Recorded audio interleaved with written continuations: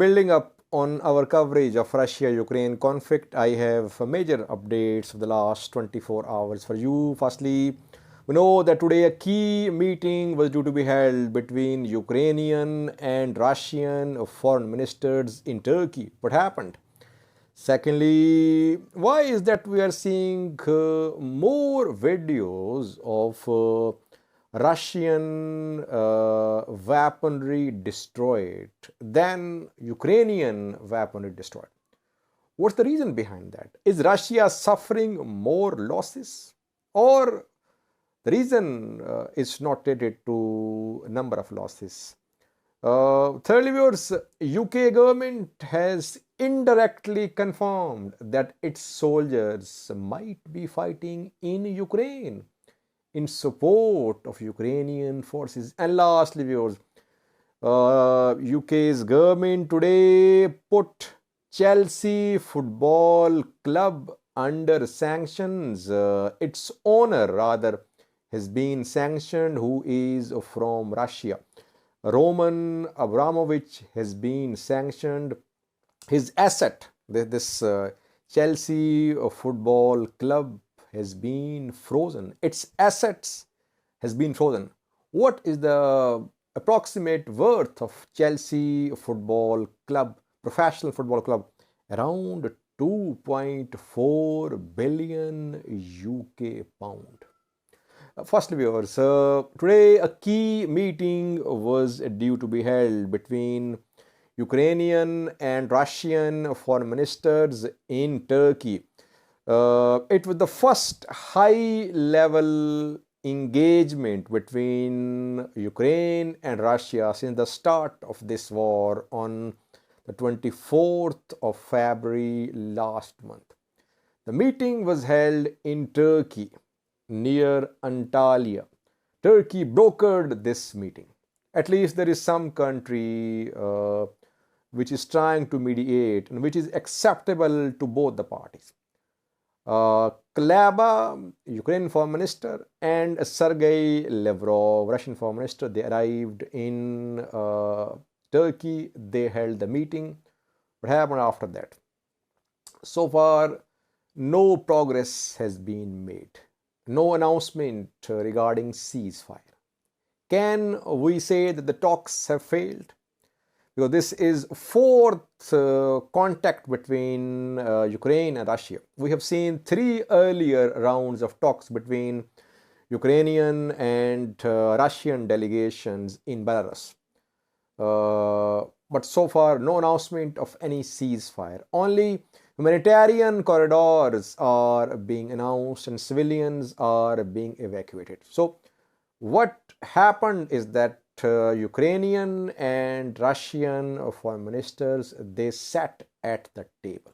No progress apart from that. But Mevlut Çavuşoğlu, who is Turkish foreign minister, who was there obviously, he says that this meeting was meant to pave the way for Zelensky-Putin meeting between Russian and Ukrainian presidents.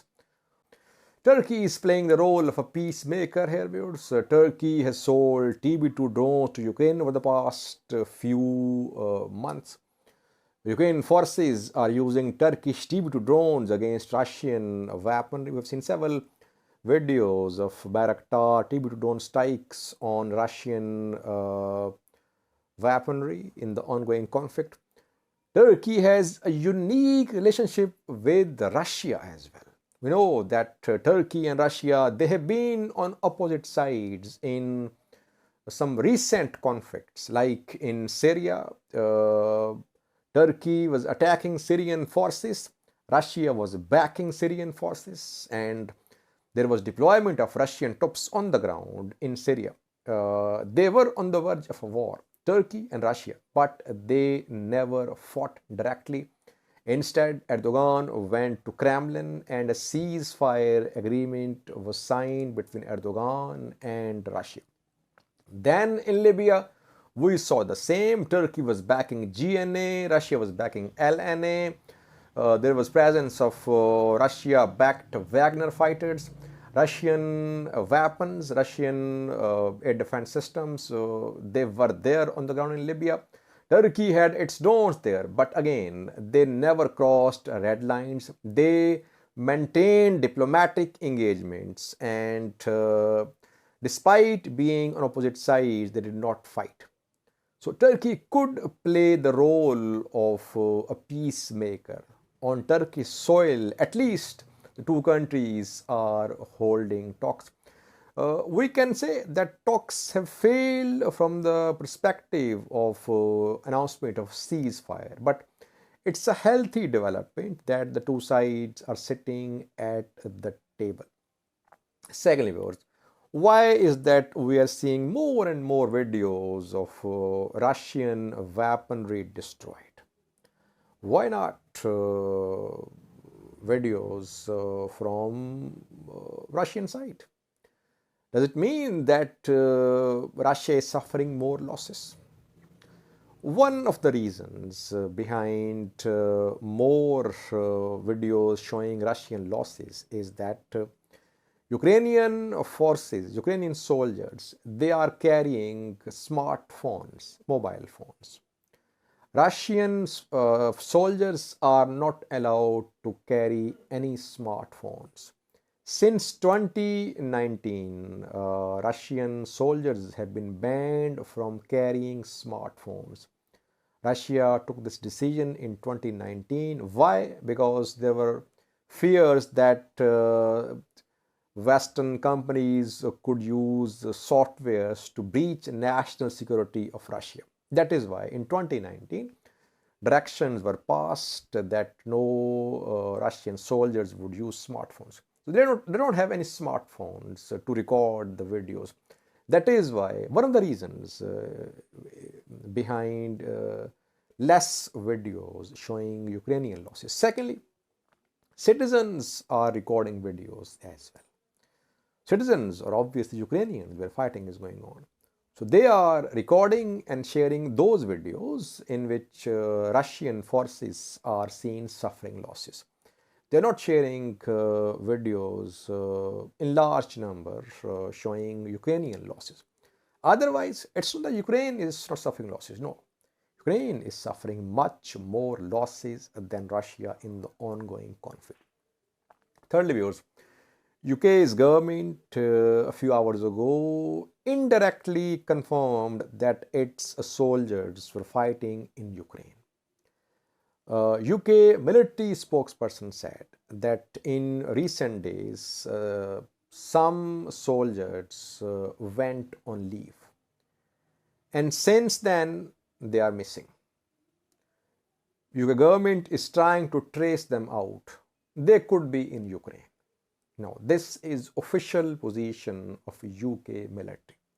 So it's almost clear that UK soldiers could be fighting in Ukraine, indirectly confirmed by UK's military. Lastly, viewers, owner of Chelsea Football Club has been sanctioned. He is a Russian billionaire. His name is Roman Abramovich. Chelsea Football Club, one of the most well-known professional football club, is based in the UK. Its net worth is around 2.4 billion UK pounds. Roman Abramovich bought this football club in 2003. Now, today, UK government announced sanctions on 7 Russian billionaires, including Roman Abramovich. Now, Roman Abramovich cannot sell Chelsea. Chelsea has been frozen, though its football activities will continue. You see that Western countries, the US, they are trying to put maximum pressure upon Russia, upon Russian businessmen, upon Russian billionaires to force Russia to stop this war.